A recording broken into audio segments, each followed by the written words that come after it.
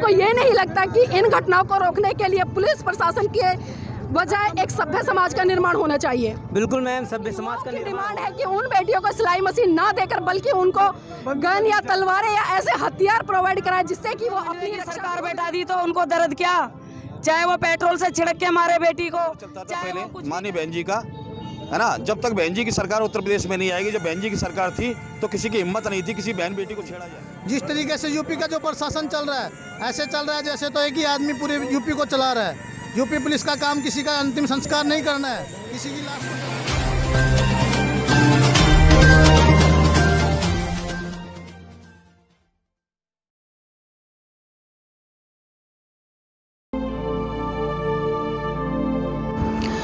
जय भीम, नमो बुद्धाय। साथियों, जैसा कि आप सभी जानते हैं कि मोदी सरकार की जो तानाशाही है वो सोशल मीडिया पर भी छाई हुई है और उसने पूरे सोशल मीडिया पर ऐसे कब्जा कर लिया जैसे कि मानो एक तालाब में एक बहुत बड़ी वेल उस पर कब्जा करके बैठ जाती है। तो मैं आप सभी से चाहती हूँ कि जो हमारे बहुजन चैनल है और बहुजनों की जो आवाज़ है और बहुजन समाज की जितनी भी वीडियो हैं साथियों, उनको आप ज़्यादा से ज़्यादा शेयर करें ताकि हम अपने समाज की आवाज़ को देश दुनिया तक पहुंचा सकें।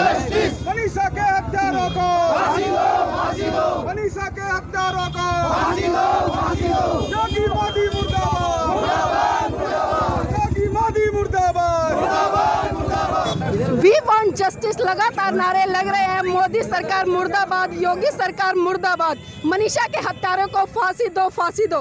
तो इसी कड़ी में यहाँ के जो आम नागरिक हैं हम उनसे जानना चाहेंगे कि आज दिल्ली के ज्वालापुरी में इतना जोरदार प्रदर्शन इन लोगों ने किया है और कैंडल मार्च भी किया है, तो इस कैंडल मार्च के माध्यम से या इन प्रोटेस्ट के माध्यम से मनीषा को न्याय मिल पाएगा? आपका नाम जानना चाहूंगी। संदीप कुमार। संदीप कुमार जी, जो प्रोटेस्ट यहाँ पर किया गया है, क्या आपको लगता है कि इन प्रोटेस्टों से समाधान हो पाएगा? मैडम, ये तानाशाह सरकार है, हमारा काम प्रोटेस्ट करना है। जब तक मनीषा बहन को न्याय नहीं मिलेगा जब तक प्रोटेस्ट जारी रहेगा। ये जो सरकार है दलित विरोधी है। जब से बीजेपी के अंदर में आई है दलितों पे अत्याचार बढ़ा है, इसमें कोई शक नहीं है। ये सरकार जो मनीवादियों की जो सरकार है दलित विरोधी है, इसमें कोई अतिशयोक्ति नहीं होगी। जिस तरीके से यूपी का जो प्रशासन चल रहा है, ऐसे चल रहा है जैसे तो एक ही आदमी पूरे यूपी को चला रहा है। यूपी पुलिस का काम किसी का अंतिम संस्कार नहीं करना है, किसी की लाश को जलाना नहीं है। यूपी पुलिस का प्रशासन का काम यह है कि न्याय के साथ जो भी दोषी विक्टिम हो उसको फांसी के फंदे तक पहुंचाने में पुलिस सहयोग करे। जी, हमने देखा है कि जो निर्भया केस हुआ था और निर्भया केस में किस तरह से दोषियों को फांसी की सजा सुनाई गई थी, लेकिन अगर वहीं हम दूसरी तरफ देखें, अगर फांसी से लोगों को डर लगता है कि फांसी हो जाएगी तो इस तरह के जो अत्याचार है, कुकर्म है, वो रुक जाएंगे, तो आपको लगता है कि इस तरह की घटनाएं रुकी हैं?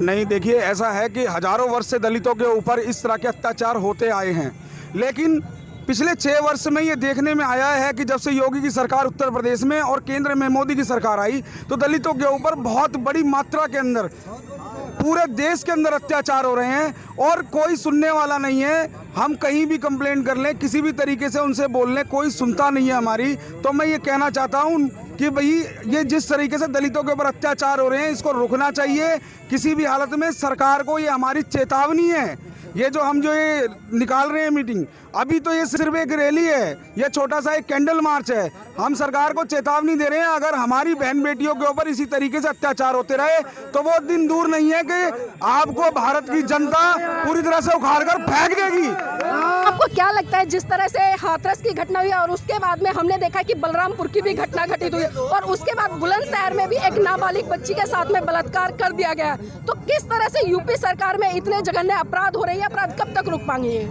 जब तक उत्तर प्रदेश में, है ना, एक लॉ एंड ऑर्डर चलता था पहले मानी बहन जी का, है ना, जब तक बहन जी की सरकार उत्तर प्रदेश में नहीं आएगी, जब बहन जी की सरकार थी तो किसी की हिम्मत नहीं थी किसी बहन बेटी को छेड़ा जाए। अभी मैं एक बात और कहना चाहूँगा कि आज जितने हिंदू संगठन हैं आज कहाँ चले गए हैं, चाहे विश्व हिंदू परिषद है, जितने हिंदू संगठन है एक भी नहीं आ रहा। आज वाल्मीकि बच्ची है इसलिए कोई नहीं आ रहा। अगर ब्राह्मण या बनिया या क्षत्रिय की लड़की होती तो वहाँ सारे लोग आ जाते, आज कोई नहीं आ रहा।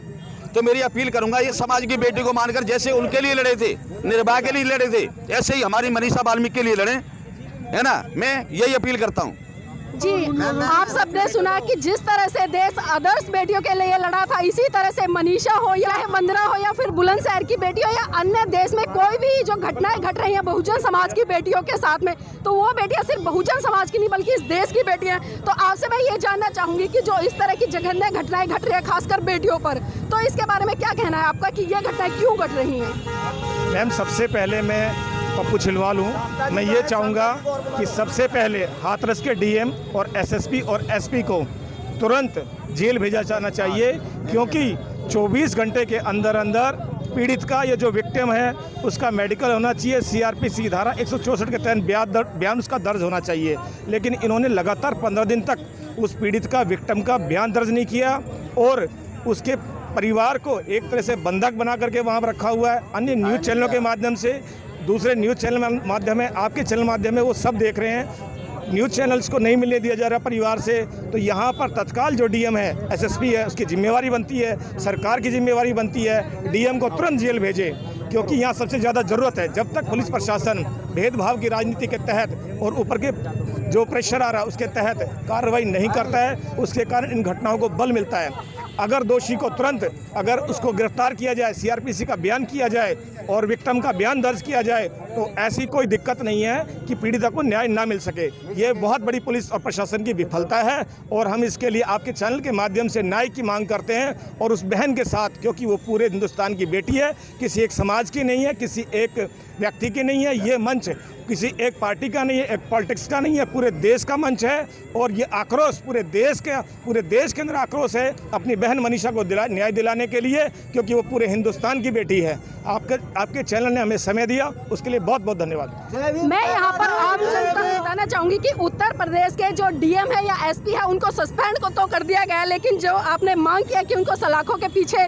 कर देना चाहिए था, अभी तक वो सलाखों के पीछे नहीं है। इसी कड़ी में कुछ महिलाएं भी हमारे साथ में, हम उनसे भी पूछना चाहेंगे कि हाथरस की घटना को आप किस तरह से देख रहे हैं, खासकर जो दलित समाज की बहन बेटियों पर ये शोषण अत्याचार हो रहे हैं, तो इसके बारे में क्या कहना है?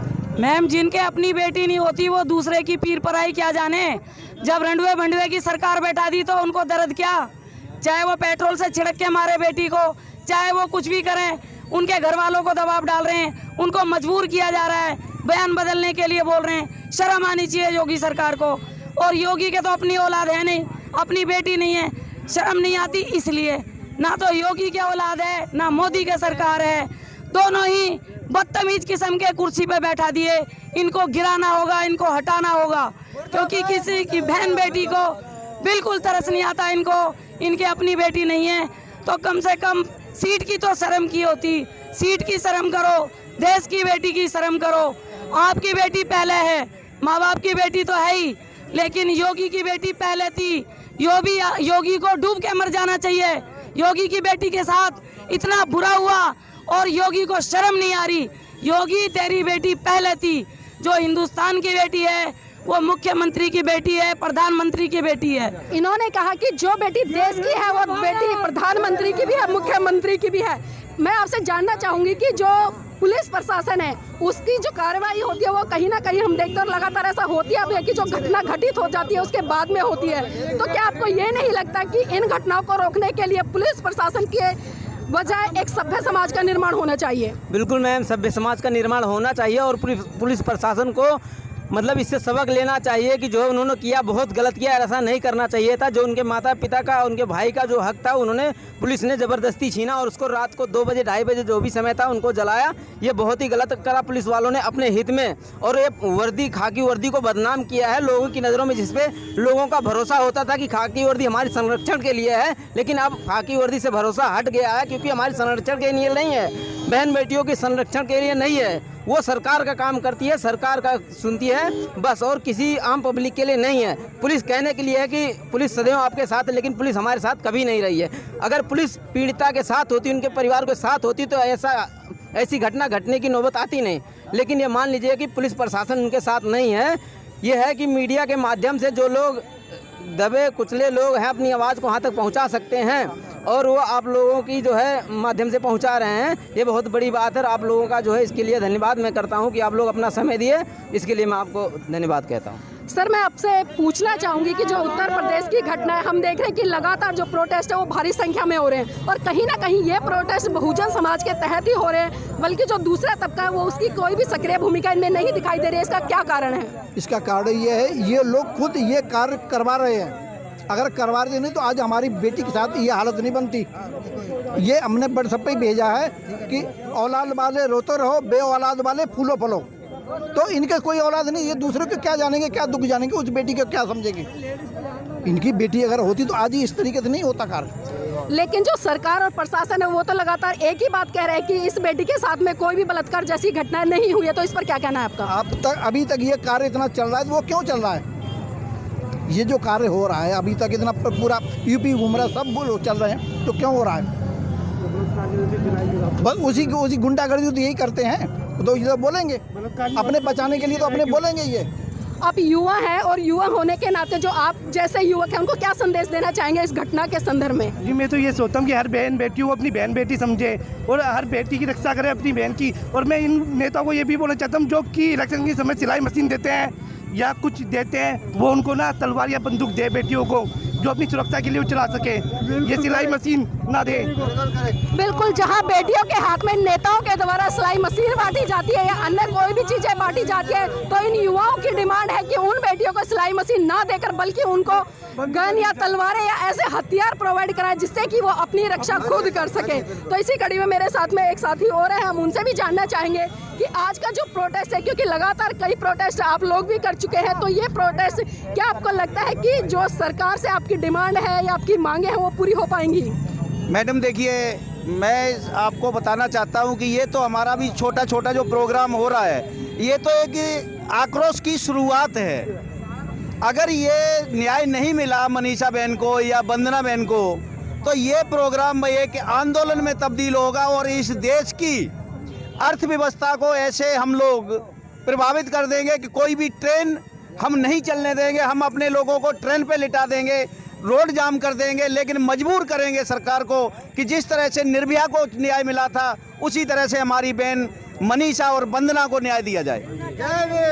जी, जिस तरह से निर्भया केस में जो मामला है उनको न्याय मिला है, इसी तरह से बहुजन समाज की जो डिमांड है सरकार से वो यही डिमांड है कि इस बेटी को भी उसी तरह से न्याय मिलना चाहिए और उन दरिंदों को चौक पे खड़े कर फांसी की सजा दिलवानी चाहिए, ताकि इस देश के लोगों को एक डर पैदा हो, उनके अंदर एक भय पैदा हो कि इस तरह की घटनाओं को अंजाम देने से पहले वो 100 बार सोचे।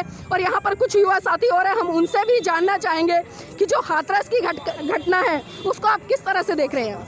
मैडम देखना क्या है, वो तो पूरे देश में चल रहा है, पूरे देश देख रहा है कि क्या है क्या नहीं है। यूपी की जो प्रशासन है, चाहे केंद्र सरकार बीजेपी है, बीजेपी को के नेतृत्व में कम से कम कितनी घटनाएं देखा जाए, चाहे अलीगढ़ की ले लो, चाहे हाथरस की ले लो, चाहे अभी थोड़ी देर पहले श्रावस्ती बलरामपुर ले लो, कोई सा भी केस ले लो, एक ही घटना सामने आई है और इसमें नाकामयाबी केवल यूपी पुलिस और यूपी सरकार की है और किसी की कुछ नहीं है।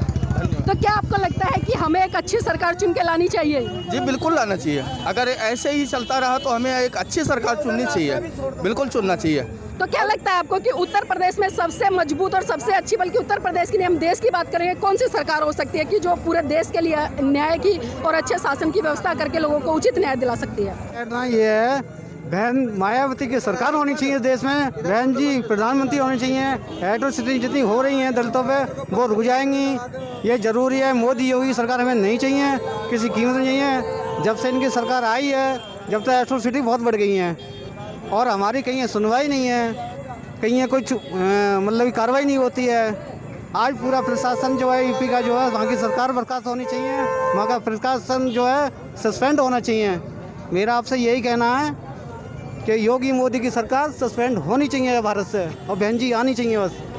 तो सभी साथियों के अभी हमने व्यू सुने, सबका एक ही जवाब निकल के आ रहा है कि उत्तर प्रदेश में नहीं बल्कि पूरे देश में बहुजन समाज पार्टी की सरकार होनी चाहिए। और उन्होंने बहन कुमारी मायावती का शासनकाल देखा कि किस तरह से उन्होंने दवाइयों को और जो गुंडे मवालियाँ उनको सलाखों के पीछे डालने का काम किया था, और खासकर जो राजा भैया जैसे गुंडे थे उनको भी सलाखों के पीछे डालने का काम किया था। तो इसीलिए इन लोगों की एक अपील है कि जो चुनाव आएंगे उसमें बहुजन समाज पार्टी को विजयी बनाए। और यहाँ पर कुछ साथी और मैं जाते जाते आखिरी एक सवाल लेना चाहूँगी कि आप आज इस प्रोटेस्ट में आए हैं, तो आप अपने घर की महिलाओं को क्या सीख देते हैं? क्या अपने घर की महिलाओं को जागरूक करने का काम करते हैं? जी हाँ, करता हूँ बिल्कुल। किस तरह से? इस तरह से करता हूँ, कोई भी अपने दुश्मन कोई भी कुछ हो तो आप कुछ भी कर सकते हो। आपके पास में नॉलेज है, पहले वाला ज़माना नहीं है हम पुलिस लाइन कर सकते, हमारे पास में नहीं है कुछ, ठीक है तुम लाइन कर दो, कहीं कर दो, पुलिस वाले को बुलाओ, कुछ भी करो, ठीक है। मैं तो हम ये सोचते हैं कि हमारे दलित में ऐसा नहीं होना चाहिए। और हमारे जो सबसे बड़ा ये परंपरा है कि जो हमारे एकता नहीं है पूरा भरपूर, अगर इस तरह हम लोग जागते रहेंगे, जागते रखेंगे तो पूरा भारत में हम अगर चाहें तो हम इनको सरकार को गिरा सकते हैं, हम अपनी सरकार ला सकते हैं। आपके घर से कोई महिला आई है इस प्रोटेस्ट में? सारी महिलाएं तो अभी आई नहीं है। आपके घर से कोई महिला आई है इस प्रोटेस्ट में? मेरी बुआ जी आई है। अरे बुआ आपके घर से? नहीं, हमारे घर से बुआ जी आई है। आपके घर से? नहीं मैम। तो आप ये भी देख सकते हैं कि साथियों, आज जो महिलाओं के लिए आवाज़ उठा रहे हैं वो पुरुष ही आवाज़ उठा रहे हैं। और यही कारण है कि जो महिलाओं पर लगातार अत्याचार शोषण हो रहे हैं, कहीं ना कहीं जो महिलाओं की अजागरूकता है, जो महिलाएं जागरूक नहीं है, कहीं ना कहीं ये भी एक कारण है कि आज जो महिलाओं पर इतने अत्याचार हो रहे। तो हम इस पुरुष समाज से ये उम्मीद करेंगे और अपील करेंगे कि अपने घर की बहन बेटी को इस तरह के प्रोटेस्ट में लेकर आए और उन्हें जागरूक करें, और जागरूक करके इस देश के विकास में एक बहुत महत्वपूर्ण भूमिका निभाए। अपना चैनल, आपका चैनल, समाज का चैनल, देश का चैनल NB News 24/7 को आप लाइक करें, सब्सक्राइब करें और ज्यादा से ज्यादा इसकी वीडियो को शेयर करें, ताकि हर खबर को मैं आप तक आसानी से पहुंचा सकूं।